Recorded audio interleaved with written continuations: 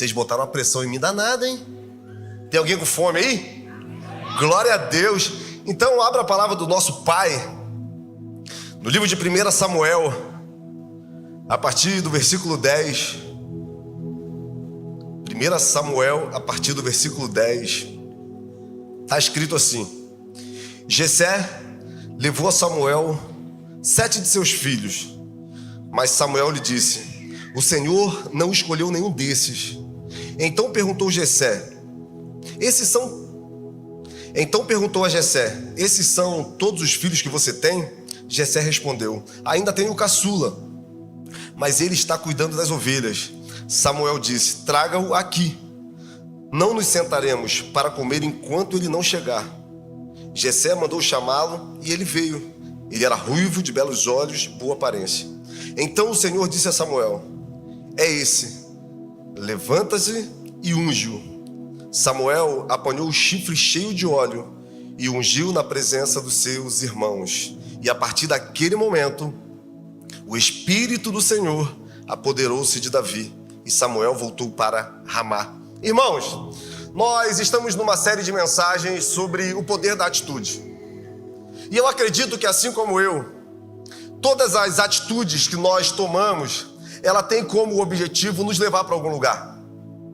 Pastorzão começou o tempo de oração falando que nós já estamos no final de janeiro, iniciando o mês de fevereiro, e provavelmente alguns de nós ainda não tiraram alguns projetos do papel.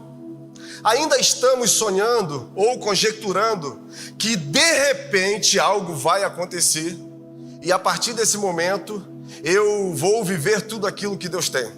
Sabe por quê? Porque nós temos muita dificuldade com os pequenos começos. Nós temos muitas dificuldades em ser perseverante e a partir das vitórias diárias, atitudes pequenas que muitas vezes no nosso entender não surtem nenhum efeito, nós continuarmos acreditando, porque nada nasce grande, nada nasce pronto. Zorobabel, na construção do templo, ele vai dizer que nós não podemos desprezar os pequenos começos. Então, as atitudes mais poderosas das nossas vidas, elas acontecem no dia a dia. São atitudes pequenas e provavelmente são atitudes que ninguém, ou nós achamos que ninguém vê. Porque nós temos um Deus que Ele é onipresente. Nós temos um Deus que Ele olha para aquilo que nós somos, para aquilo que nós fazemos, e todas as vezes que as nossas escolhas vão de encontro a tudo aquilo que Ele já tem, por mais que no primeiro momento a gente não perceba, Deus está construindo algo. Só que o mais incrível de Deus é que Ele nos convida para construir algo que Ele já tem pronto para nós. Olha que coisa incrível! Deus já liberou promessas sobre as nossas vidas. E todas as promessas de Deus, se você perceber, ela vem nos dando uma direção.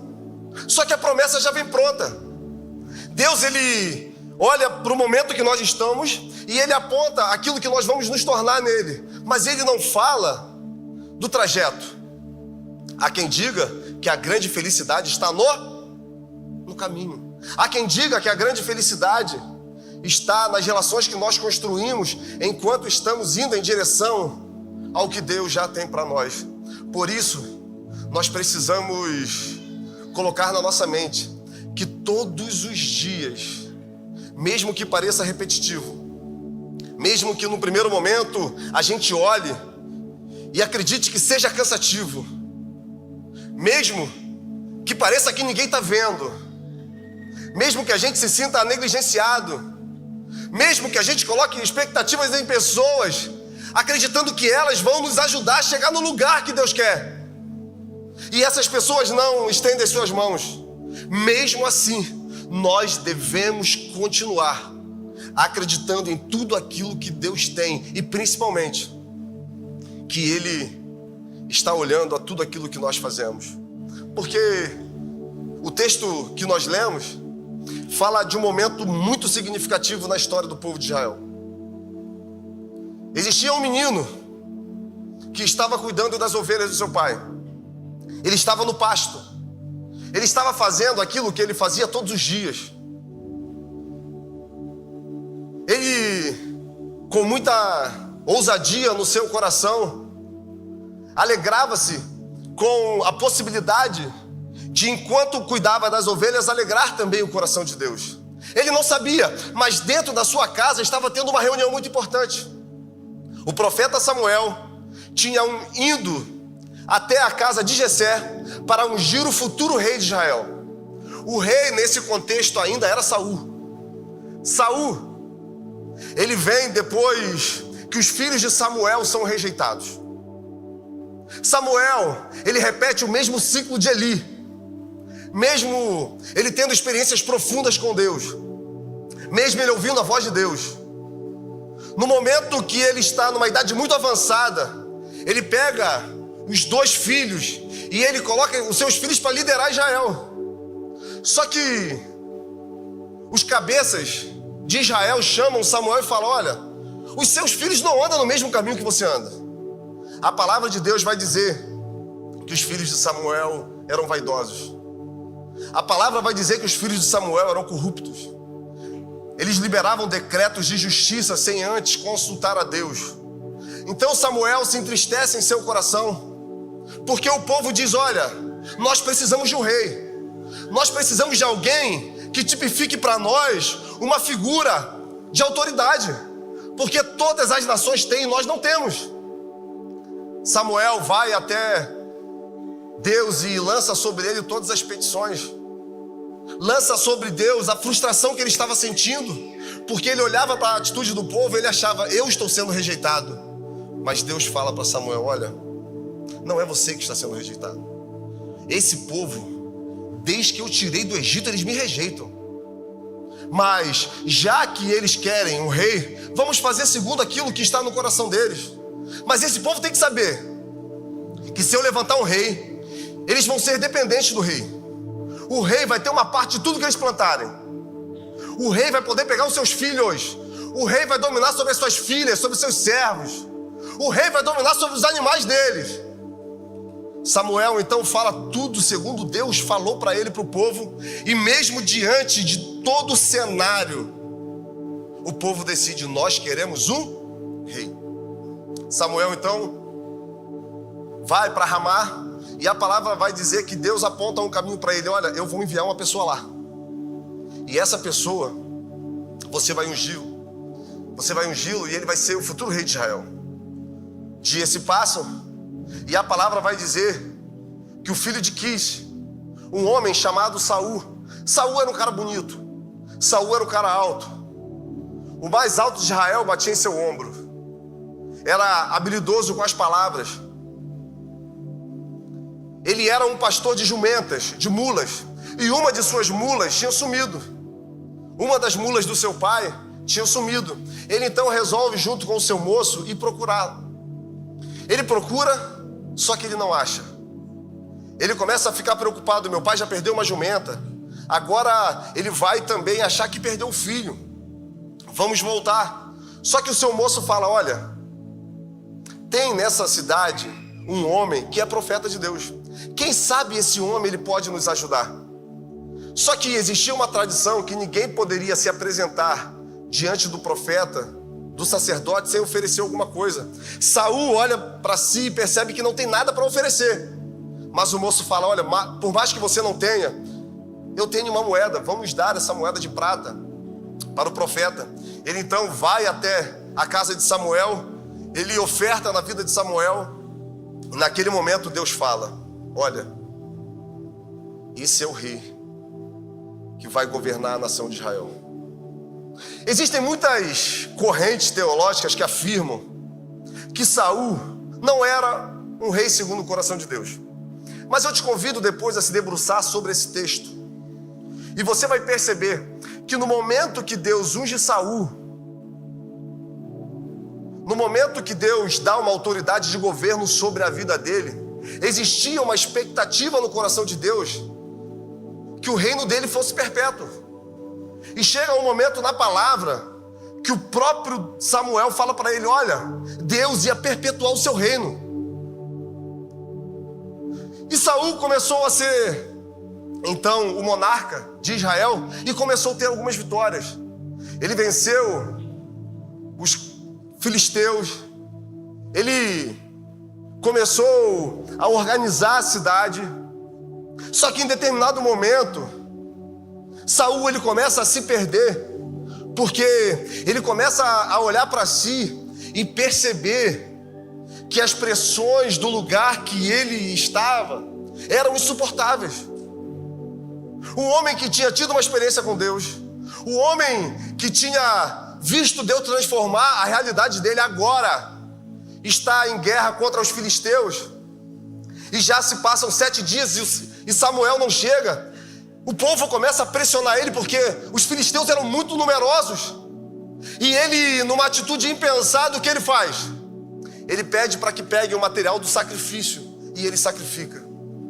Irmãos, quantas são as vezes que nós, ao invés de ouvirmos Deus, ao invés de continuar na posição que Ele nos colocou, preferimos ouvir pessoas que estão olhando para si, preocupadas com a sua própria vida, porque o povo, os soldados estavam preocupados com a sua sorte, porque olha, os filisteus são tão numerosos que nós vamos morrer.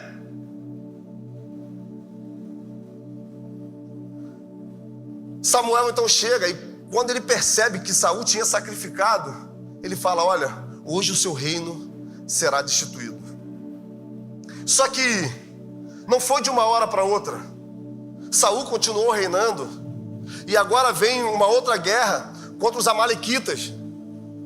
Outra vez a palavra do Senhor vem a Saul através de Samuel. E Samuel diz: olha, mate todos os amalequitas, mate todos os animais, todas as mulheres, não deixe que ninguém saia vivo daquele lugar. O exército de Israel empreendeu força contra os amalequitas. Muitos soldados amalequitas morreram, mas quando chegou na hora do rei e da sua família, o que Saul fez? Resolveu, ao invés de matar, prender. Pegou os animais que eram daquela nação e ao invés de matar, o que ele fez? Pegou para si. Ele não percebia, mas as atitudes que ele estava tomando estavam levando ele em uma direção totalmente oposta daquilo que Deus queria para a vida dele. E irmãos, nós temos que prestar muito atenção nas atitudes que nós tomamos. Nós temos que prestar atenção nos sonhos, nos projetos que nós temos. Porque muitas vezes, se nós não pensarmos e não olharmos, pode ser que essas atitudes estejam nos levando para longe de Deus, para longe do propósito. E por mais que no primeiro momento, no olhar humano, esse caminho parece ser bom, o final é de destruição, de dor e de morte.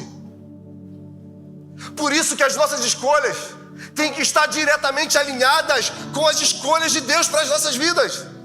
Por isso que o caminho que nós pegamos tem que ser em uma direção onde vai ser possível todas as promessas dele se tornarem reais.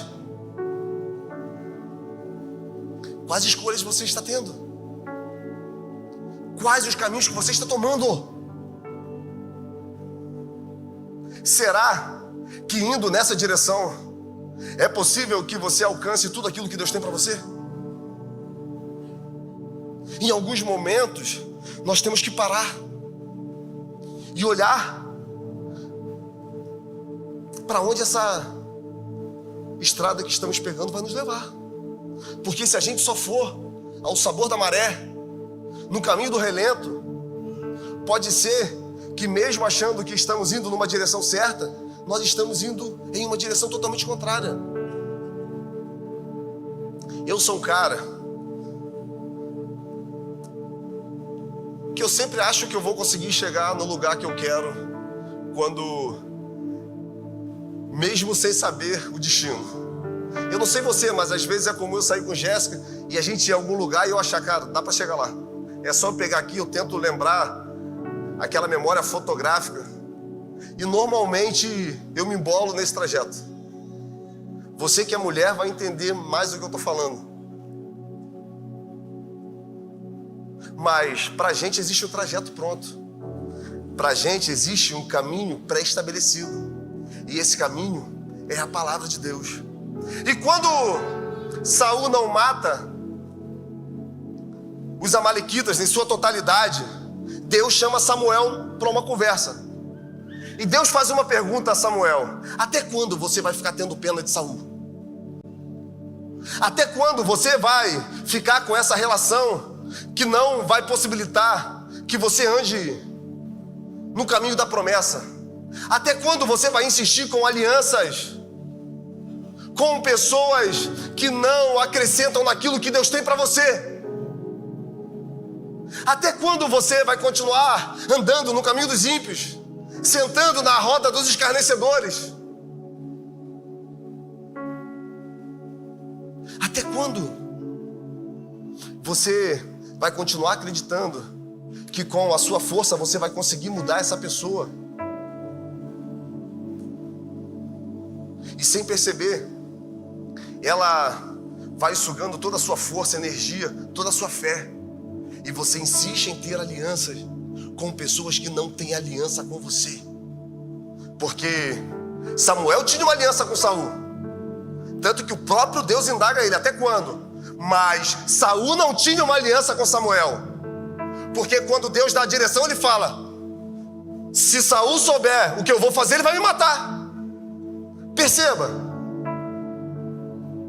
E quantas são as pessoas que nós estamos vinculados, acreditando que ainda existe chance dela mudar a sua mente, dela ter o seu coração transformado, quando na verdade o que Deus quer é que a gente não tenha dependência dessas pessoas, é que a gente não gaste energia com elas, é que a gente viva o que Ele tem.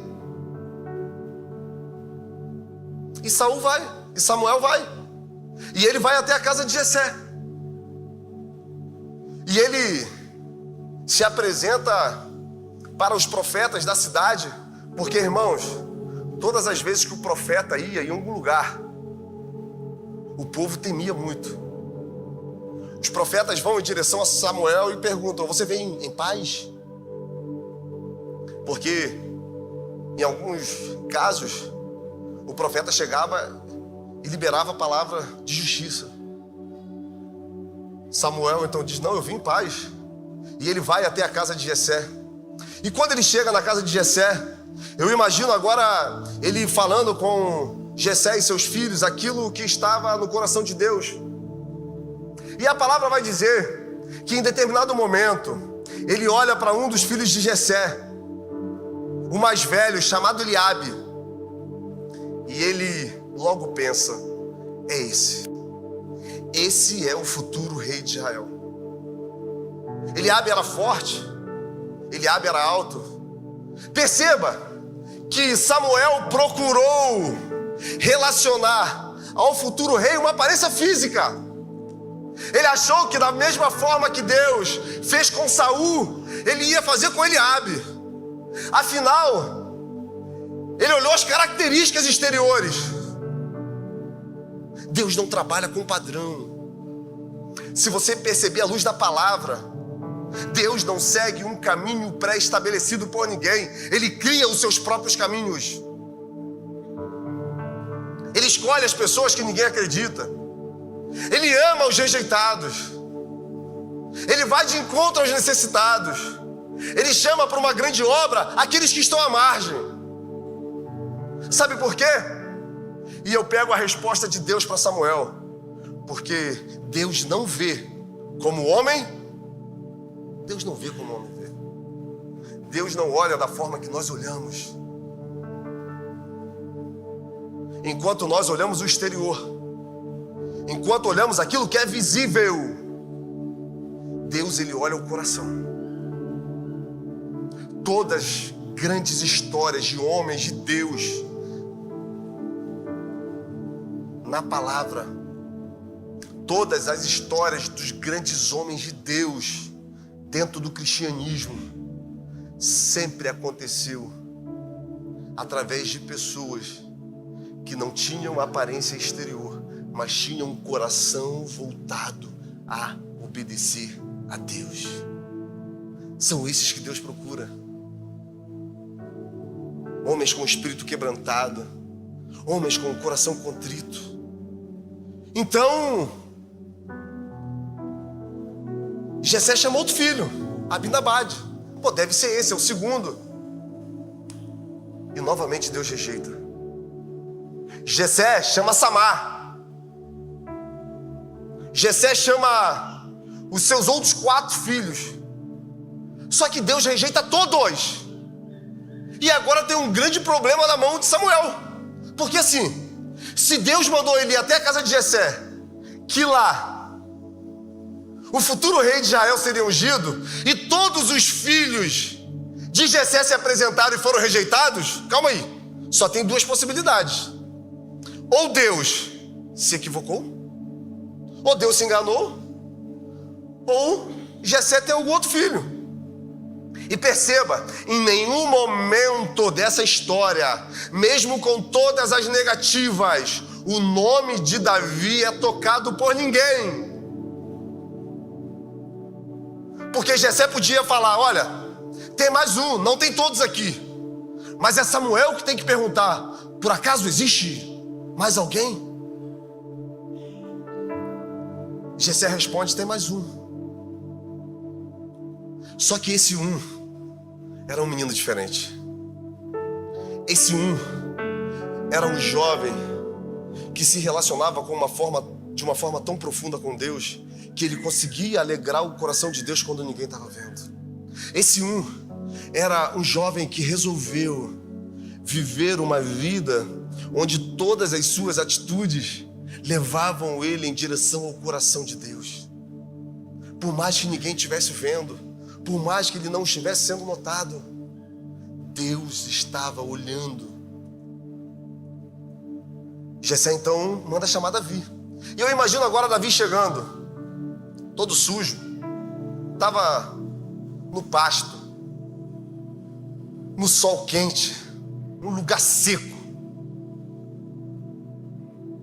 E ele chega, e aquela reunião acontecendo, e ele sem entender nada. Só que no momento que o mensageiro vai chamá-lo, Samuel já se posiciona, porque ali Samuel entende da forma que esse menino é tratado, a forma que esse menino é rejeitado. Esse menino já foi escolhido pelo próprio Deus. Então ele vira para os irmãos e fala, ninguém vai sentar à mesa enquanto ele não chegar. Deus já libera uma honra sobre a vida de Davi. E eu imagino agora os seus irmãos pensando, pô, não pode ser, o mais forte sou eu, o mais habilidoso sou eu, quem mais tem histórico de vitórias em guerra sou eu, ele é apenas um menino. Para de se colocar para baixo, para de acreditar que as promessas de Deus sobre a sua vida não podem se cumprir, porque você olha segundo uma ótica humana. O que nós precisamos para que tudo aquilo que Deus tem se cumpra na nossa vida é termos um coração segundo o coração de Deus. E ele chega, e de repente o óleo é derramado sobre a sua cabeça. E naquele momento, a palavra vai dizer que o Espírito Santo de Deus se apossa de Davi. Só que nós temos um problema. O trono está ocupado. E eu imagino a cabeça de Davi, olha, Saul foi ungido rei, foi colocado no trono. E o que vai ser de mim agora? Porque se eu fui ungido rei, se Deus já liberou uma palavra de governo sobre minha vida, o que eu faço? Tem muita gente que Deus já liberou uma palavra de governo. Tem muita gente aqui que Deus já liberou uma palavra de destino, uma palavra profética, que Deus já olha em você a possibilidade de viver coisas realmente extraordinárias, de ser uma pessoa que arrasta uma multidão para Cristo, de ser um grande pregador, um grande ministro.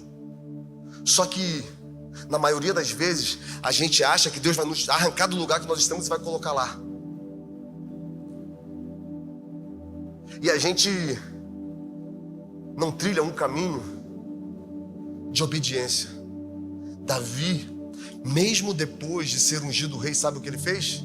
A palavra vai dizer que ele volta para o pasto para cuidar das suas. Ele volta para o pasto para cuidar das ovelhas do pai dele. A unção de Deus não deformou Davi. Existem pessoas que são deformadas pela unção, se sentem especiais, se sentem gloriosos, tentam de alguma forma pegar para si uma glória que nunca vai ser dele, porque Deus não está preocupado com o que nós fazemos. Deus não está preocupado com a palavra que eu estou lançando aqui. A preocupação dele é aquilo que está motivando o meu coração. É assim que Deus nos olha. E muitos perderam a identidade porque receberam a unção. Eu lembro, nós falamos aqui sobre o Amós, que um Amós desse aí da vida. E no Amós, irmãos, vocês que não fizeram ainda, é doideira. Vale muito a pena esse investimento. É um tempo incrível que a gente vive na presença de Deus. E todas as pessoas que chegam lá, elas recebem uma identificação para que a gente possa chamar pelo nome. E eu lembro de um homem que chegou lá e na manhã seguinte a gente estava ajudando a servir o café da manhã.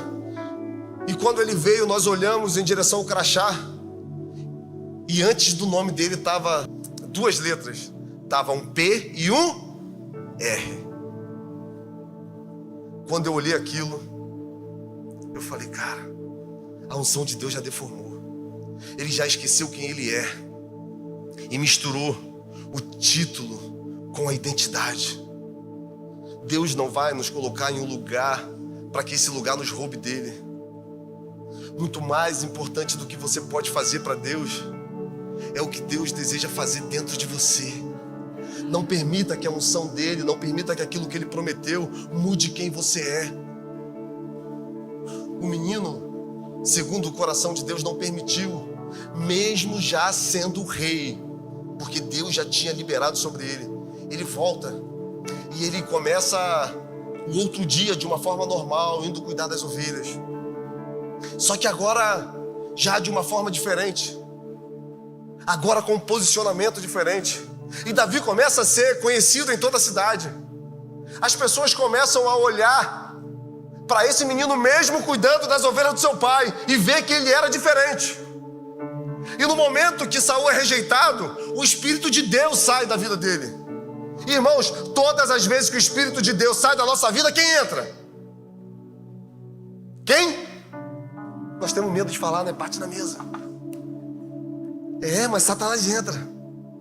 E o espírito imundo se apossou de Saul. Então, um dos seus moços falou, olha, existe um menino, um filho de Jessé, que ele é um guerreiro valoroso, ele é valente, ele tem o dom de tocar harpa e principalmente, ele é cheio do Espírito Santo de Deus. Davi manda uma carta para Jessé e fala, olha, me envia o seu filho. Mas se antes, quando Samuel chega, Davi é excluído, Saul já coloca na carta, mande o seu filho, aquele que cuida das ovelhas. Ele já manda um chamado específico. Perceba como Deus constrói os seus caminhos. Como você não precisa de ninguém para te colocar no lugar que Ele deseja. O que nós precisamos é continuar agradando o seu coração. E Davi vai lá e toca a harpa. E você sabe a história. O espírito imundo, Saul fica tão impressionado que ele pede para Jessé para que deixe aquele menino com ele durante um tempo. E o tempo vai passando. E Davi vai vivendo as suas experiências nos desertos da vida, nos pastos. As principais experiências que nós temos com Deus são em momentos de dificuldade. As experiências mais profundas acontecem onde nós não temos o controle, onde nós não conseguimos enxergar a possibilidade de mudança, onde o cenário, tudo diz que é o fim. É nesse momento que o sobrenatural de Deus vem. Enquanto nós pudermos fazer alguma coisa, Deus não vai agir. O milagre é uma intervenção que acontece no momento que nós não temos mais certeza de nada. Então, o tempo passa E a palavra vai dizer, e eu acho muito interessante isso, porque existe um grande lapso de tempo entre o capítulo 16 e o capítulo 17 do livro de 1 Samuel. Muitos anos se passaram, a ponto de Davi, certa feita, estar indo entregar pães para os seus irmãos que estavam em guerra contra os filisteus. E quando ele chega lá, ele percebe que tem um homem afrontando o exército de Deus vivo. E por que eu acho isso interessante? Porque se a gente pegar, e a história de Davi é muito extensa na palavra, se você perceber, tem muitos capítulos falando sobre a história de Davi. Só que, enquanto essa história está construindo, o autor para. E ele tira a atenção de Davi e ele começa a falar para um estado de guerra que está acontecendo. E ele começa a dar detalhes sobre um homem que estava no arraial dos filisteus, um gigante. É como se o autor estivesse ali narrando tudo aquilo que estava acontecendo com o menino. De repente ele levanta a cabeça e percebe: meu Deus, tem um problema agora intransponível. E quantas são as vezes que isso acontece na nossa vida? Nós estamos ali olhando para toda a nossa história em Deus. Eu tenho certeza que muitas pessoas aqui, se tiverem a oportunidade de pegar o microfone e der o testemunho, nós vamos ficar realmente muito edificados, encantados. São histórias incríveis de intervenção de Deus, de reposicionamento, recomeços. Mas quantas são as vezes que, ao olhar para a nossa história, a gente para e olha para aquilo que está acontecendo no momento e acreditamos que nesse momento o que está acontecendo é definitivo. É como se até aqui nos ajudou o Senhor, daqui para frente Ele vai falar assim: se vira sozinho. E o autor parou e começou a dar as características de Golias, as características de Golias, e começa a falar: olha, ele tem 2,92 metros, ele carrega uma lança que só a ponta tem 9 quilos, ele tem uma couraça em forma de escama que pesa no total quase 70 quilos, ele tem um capacete de bronze, ele tem ombreiras de bronze, ele tem caneleiras tão pesadas. Perceba que toda a atenção do autor nesse momento está para o gigante. Irmãos, se nós fizermos isso nas nossas vidas, se a gente acreditar que esse gigante que a gente está enfrentando é maior do que o Deus que nós servimos, nós vamos sucumbir. E todo aquele povo estava sucumbindo há mais ou menos 40 dias, ouvindo palavras contra eles, sendo ameaçados. Imagina Saul e os seus generais sem saber o que fazer, porque aquele gigante ali lança um desafio: olha, não precisa o nosso exército lutar contra o seu, mande uma pessoa, mande uma pessoa, quem sair vencedor, o outro exército se rende. Só que todos estavam apavorados. Os homens de guerra de Saul estavam apavorados. São quando as ameaças vêm contra a nossa vida. E muitas vezes nós preferimos acreditar nas mentiras que Satanás lança sobre nós. Muitas vezes nós acreditamos nas ameaças que ele lança sobre os nossos ouvidos. E isso nos deixa muito temerosos, apreensivos. E nós realmente entramos em um lugar de covardia, de amedrontamento. Só que enquanto isso está acontecendo, chegou um menino. Esse menino vai até a direção dos seus irmãos e entrega. Ele ouve o que está acontecendo, ele pergunta: o que está acontecendo? E ele é informado: olha, esse gigante está nos desafiando, mas não tem entre nós um homem que lute. E Davi fala algo que revela para nós o tamanho da sua confiança em Deus. Porque, irmãos, o que vai fazer a diferença na nossa vida não é a aliança que Deus tem com a gente, porque essa nós sabemos que ela é inquebrável. O que vai fazer a diferença na nossa vida é a aliança que nós temos com Deus, porque essa depende de nós. Davi, então, olha, quem é esse incircunciso? Davi sabia. Ele não é aliançado. Quem é ele para falar assim de mim, do exército do Deus vivo? Ele não tem uma aliança com Deus. Qual gigante que você está enfrentando que está tirando o seu sono? Porque se você não define isso, se hoje você não tomar uma atitude e se posicionar em Deus contra o que você está vivendo, esse gigante vai crescer. E ele vai começar a determinar aquilo que você vai viver. Existem muitas pessoas que podem fazer coisas extraordinárias em Deus, mas não fazem porque estão paralisadas por gigantes, predadores. São palavras que vêm na nossa direção e a gente acredita. Afinal, quem vai me defender? Olha o tamanho dele. O que está tirando a sua paz? O que está roubando você de você? O que está roubando a sua esperança? O que está determinando o que você vai viver? Porque se você não tomar uma atitude hoje, você vai continuar sendo refém. Enquanto todo aquele exército estava acovardado, aquele menino se posicionou. Eu vou lutar contra ele.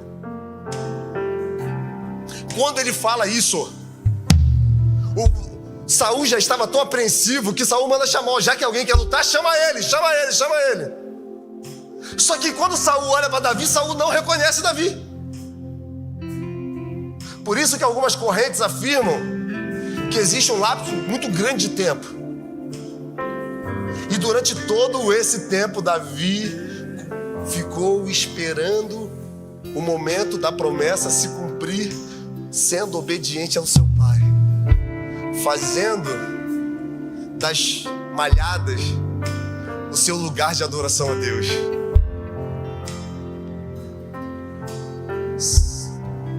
Saul vira para Davi e fala assim: pô, você não tem como lutar com esse cara. O tempo que você tem de vida, ele tem de guerra. Olha o tamanho dele. Ele é um soldado experimentado. Olha o seu tamanho, olha você. E aí Davi fala: olha, quando eu cuidava das ovelhas do meu pai, um dia veio um leão. O leão abocanhou uma ovelha e saiu correndo. Eu fui atrás. Eu arranquei a ovelha da boca do leão e depois eu matei o leão. Depois veio uma ursa, muito mais forte, muito mais poderosa, e ela abocanhou a ovelha e correu. Eu peguei, arranquei a ovelha da sua boca e eu a matei. Davi era conhecido por sua força? Davi era conhecido por sua habilidade na guerra? É claro que não. Ele sabia que o que movia ele era o Espírito Santo de Deus. Ele sabia que os animais que ele enfrentou e que ele venceu foi porque Deus já estava preparando ele para aquele momento. Quem sabe tudo o que você viveu hoje não se preparou para enfrentar o gigante que está na sua frente. Saul então olha assustado.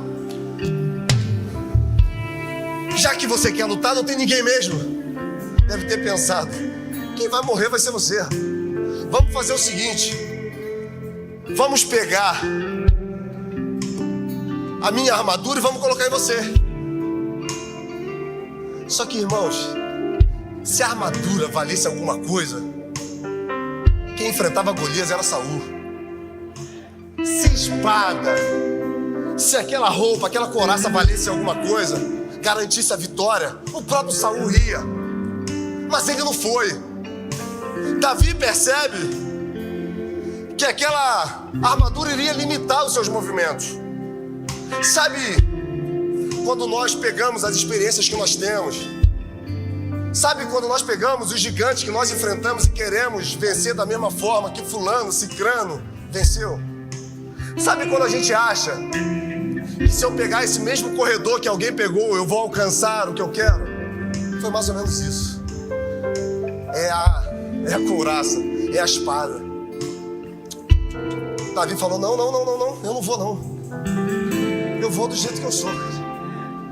Eu vou com a minha identidade. Ele já era um menino cheio do Espírito Santo de Deus. Sabe o que é mais incrível? Todos que receberam Jesus como Salvador, que renunciaram à sua velha natureza, todos esses receberam o Espírito Santo de Deus em suas vidas. Estevão foi apedrejado, Atos 7, no Sinédrio, porque ele teve a ousadia de falar que Deus não mora em templos feitos por mãos humanas. Deus resolveu morar dentro de pessoas imperfeitas, igual eu e você. E Davi vai para a guerra. E Davi agora, ele recebe o seu irmão. E sabe o que o irmão de Davi vai falar para ele? O que você está fazendo, cara?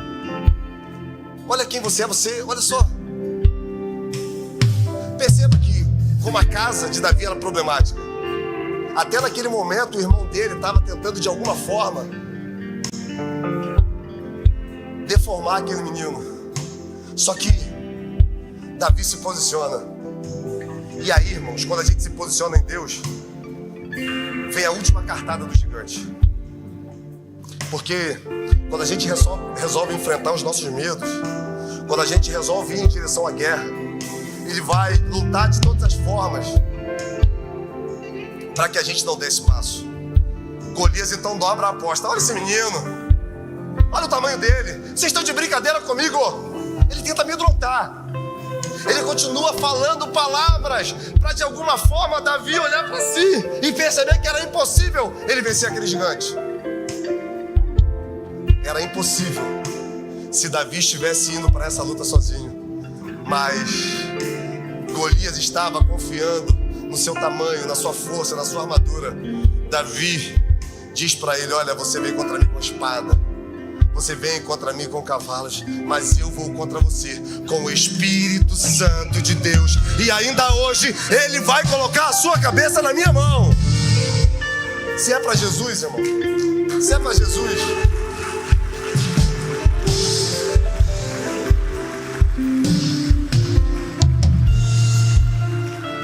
o final da história nós já conhecemos.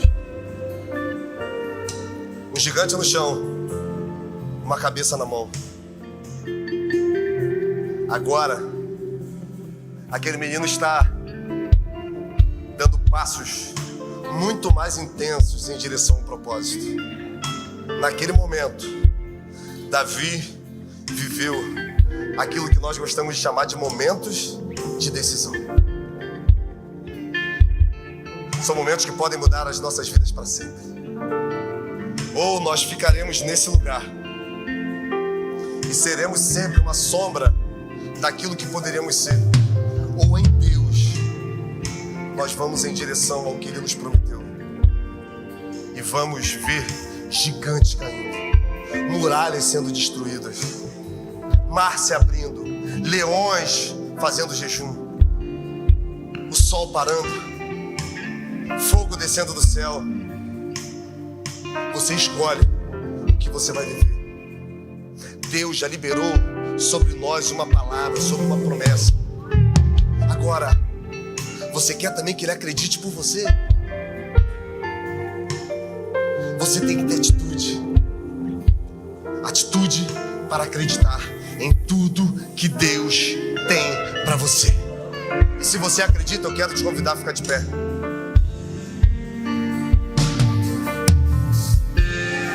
O Deus do impossível não desistiu de mim nem de você.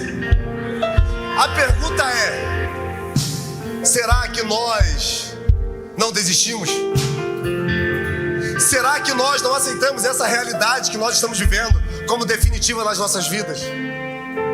Todos os homens que marcaram a história do Evangelho, eles foram inconformados. Mesmo sem poder fazer muitas coisas, eles resolveram fazer alguma coisa. Se você pegar Gideão, os midianitas estavam arrasando o povo de Deus. Tudo que era plantado, eles destruíam. Eles saqueavam os animais. Era um tempo de fome, de escassez. Muita gente morrendo. E Gideão de repente pensa: olha, eu vou fazer alguma coisa. Ele vai até um lagar e ele começa a malhar trigo. Lagar não é lugar de malhar trigo. Lagar é lugar de prensar azeitona. Mas ele usou o que ele tinha. Ele não se conformou com o que ele estava vivendo. Ele resolveu se mover. Eliseu tinha um sonho de ser um profeta. Eliseu sonhava com esse momento. Só que ele estava lá. Enquanto não acontecia, ele estava arando a terra do seu pai. Quando de repente um homem chamado Elias lança sobre ele uma capa. E ele larga tudo, mata os bois, quebra as carroças, faz o churrasco. E ele resolve seguir. Pessoas inconformadas movem o coração de Deus. Moisés estava lá cuidando das ovelhas do seu sogro Jetro. 40 anos! De repente ele olha e ele percebe uma sarça que pega fogo e não se consome. Ele vai naquela direção. De repente o próprio Deus começa a falar com ele. E sabe o que Deus fala? Eu tenho visto a aflição do meu povo. O seu clamor chegou aos meus ouvidos e eu resolvi ir lá me libertá-lo. Irmãos, olha que ironia. Porque Moisés estava no deserto. Porque um dia ele olhou e viu um soldado egípcio espancando o hebreu. Ele não se conformou com aquela realidade. Ele foi lá e matou aquele soldado. Movido pelo medo que todos soubessem, ele resolveu fugir. Os inconformados vivem o sobrenatural. Quem sabe a sua vida continua vivendo ciclos repetidos porque você não se conformou. Se você não se conformar com o que você está vivendo, nós vamos chegar no final de 2025 e você vai fazer aquelas 10 metas para 2026. Se hoje você não olhar para você e perceber que tudo que Deus já colocou em você já é suficiente para você começar a agir, você não vai alcançar as promessas de Deus para a sua vida. Romanos, no capítulo 12. Transformai-vos. Não é transforme o mundo, é transformai-vos. É você se transformar, sabe? Pela renovação do vosso, para que seja possível vivermos a vontade boa, agradável e perfeita de Deus para as nossas vidas. A vontade boa, agradável e perfeita só vem quando nós nos inconformamos. E eu quero orar com você. Você que hoje está vivendo um tempo de dúvidas. Você que hoje não sabe realmente o que fazer. O gigante se levantou e você não sabe para onde ir. Você está paralisado. Você está cansado. Você colocou metas, mas você sabe que você não vai cumprir. Eu quero orar com você, porque os que confiam no Senhor, eles terão as suas forças renovadas. Eles correrão e não se cansarão. Eles caminharão e não se fatigarão. Se essa palavra falou com você, nós não temos tempo. Eu queria te convidar a colocar a mão na direção do seu coração. Se você entende que o Espírito Santo te trouxe aqui para te dar uma balançada, para aumentar a sua fé, eu quero te convidar a colocar a mão na direção do seu coração. Você que está inconformado, você que deseja viver tudo que Deus tem, esse é o momento. Porque esse Deus que criou todas as coisas, é nele que nós nos movemos, é nele que nós vivemos, é nele que nós existimos. Ele me trouxe aqui para te dizer que os céus têm expectativas sobre a sua vida, que existem coisas que foram preparadas para você. Não temas, agindo Deus da sua vida, quem vai impedir? Pai amado, Pai querido, queremos, nesse momento, com os nossos corações quebrantados, nos lançar em sua presença. Alguns de nós, Pai, já não aguentam mais a vida que está levando. Nós paramos de acreditar, Pai. Nós não temos atitudes justamente porque nós não acreditamos. Eu quero te pedir que nessa noite o Teu Espírito venha tocar na vida dessas pessoas. Que elas sejam renovadas pelo poder da Tua palavra. Que um novo caminho, Pai, seja construído, agora não de uma forma solitária, não segundo aquilo que nós vemos nem achamos, um caminho construído pela própria mão de Deus. E por mais que gigantes se levantem, por mais que exércitos nos persigam, nós continuaremos marchando, vencendo e em nome de Jesus triunfando, porque maior é o que está conosco do que os que estão com eles. Renova a força do cansado, Pai. Restaura o vigor daquele que está perdido. Em nome de Jesus, que nessa noite uma revolução aconteça. Não uma revolução externa, mas uma revolução interior. Que nós possamos sair daqui insatisfeitos com o que nós estamos vivendo. Que nós possamos sair daqui, Pai, com raiva daquilo que nós nos tornamos. Que nós possamos sair daqui nessa noite olhando para o alto, na certeza que o Senhor já tem um caminho escrito para nós.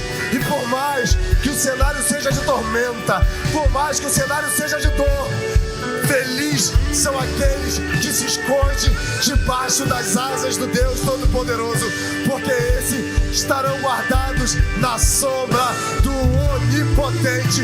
E eu oro em nome de Jesus.